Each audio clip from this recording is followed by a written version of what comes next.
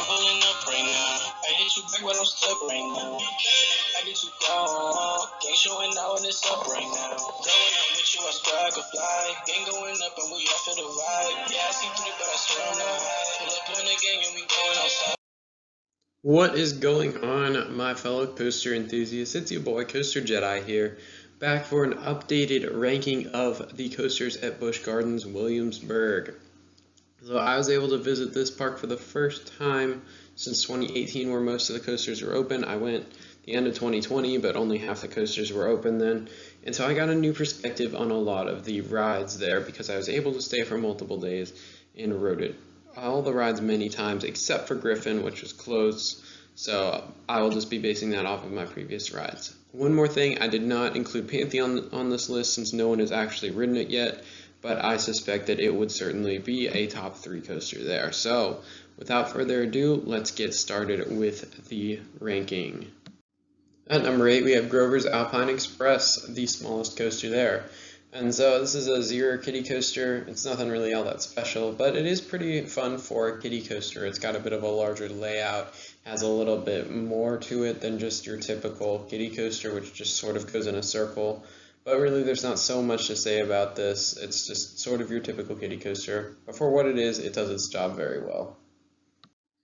Next up we have Invader, the GCI wooden coaster, and this is a fun family coaster. It's got a little bit of a short layout, but it's a pretty solid one overall, I would say. You get some decent airtime, especially on that drop, which is really nice. A few of the airtime hills don't give airtime, which is a little disappointing overall, but then again, it's not really a top tier GCI wooden coaster. But it is fun, it's got some nice whippy transitions, and it's pretty smooth overall. So it's a nice ride and definitely has its place in the Busch Gardens lineup. Next up we have the Loch Ness Monster at number 6. And it almost pains me a little bit to put this low on the list because I really have a soft spot for this ride. When I look back on this ride, I see nostalgia, and it was one of the first coasters that I really truly loved when I was riding them. This was one that really got me into coasters.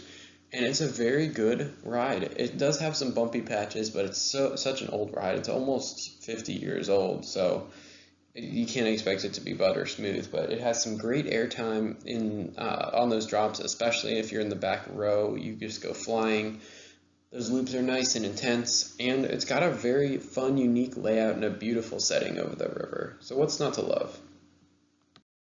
At number 5, we have Verbolten. This is a ride that I just keep getting a higher and higher opinion of the more I ride it. At first, I wasn't a huge fan, but the more I've ridden it, the more I've really liked it. I actually rode this 8 times over the course of the week that I was there. And this ride is so much fun. From the great airtime that you get going down that first drop, to the intensity inside of the building, to the theming, to the fun factor and the launch. It's just such a great ride. It has a really cool setting as well. So overall, this ride it's really solid. The intensity is really there in the building. I've grayed out multiple times in there. And of course, the surprise in the middle of it, if you know, you know, is also a great addition. So what an excellent ride this is. At number 4, we have Tempesto, the premier ride Skyrocket 2. So even though there's a lot of these out here, it's still a really fun ride. It's got some great hang time, especially if you're in the front row. Even on that first launch, you get some great hang time.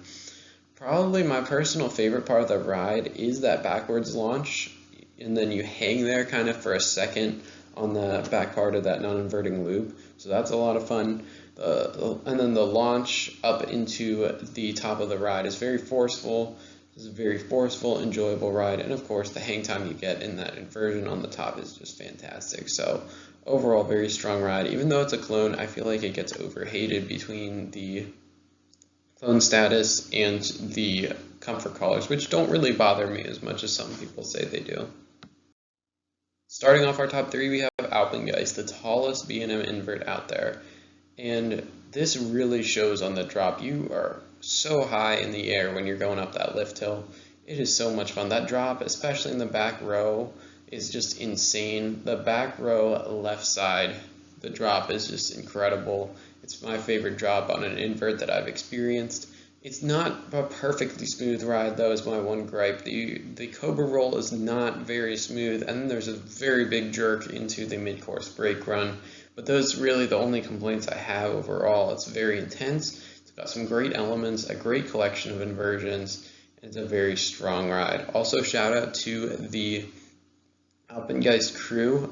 When we hung out there for the night until it closed because all the rides were closed, and we had fun with the employees there. So shout out to you guys, you know who you are. For the runner-up, we have Griffin, the B&M dive coaster. This is, in my opinion, the best B&M dive coaster in North America, at least that I've ridden. I've ridden all of them except Valraven, but I love these restraints because they do not constrict your movement, so you're able to enjoy all the airtime that you get on those drops. First drop is incredible, and this ride is butter smooth. It is so smooth. It's definitely the smoothest ride in the park, and everything about this ride is just so enjoyable. Unfortunately, due to a little bit of an incident, this ride should be down for a little while, so that is disappointing. That's why I didn't get to ride it. So I looked into it. Thankfully, no one was hurt in the incident, but it did have to be evacuated. So just keep that in mind if you're going to Busch Gardens over the next little while, that this ride may not be open. Alright, and we've arrived at our number 1 spot, Apollo's Chariot, the B&M Hyper. And this is a ride that me and my friend, when we went, rode over 30 times. This thing is absolutely fantastic.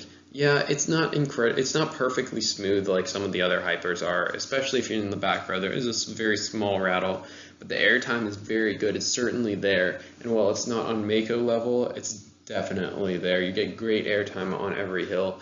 My favorite personal moment is when you go on that dive near the river, sort of like an angled airtime hill. You just go flying and you feel like you're going to fall out. The Helix pulls some nice G's, and every hill after that just gives great airtime.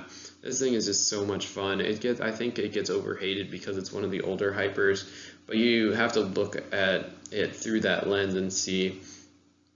Really, the layout it's a masterpiece. The layout hits the terrain really well, and even though it may not be on the level of the 2016-2020 kind of era of B&M hypers, this is still one fantastic ride. Alright guys, thank you for watching. Hope you enjoyed. Make sure to comment your ranking of the best coasters at Busch Gardens, and thank you guys for being awesome. See ya.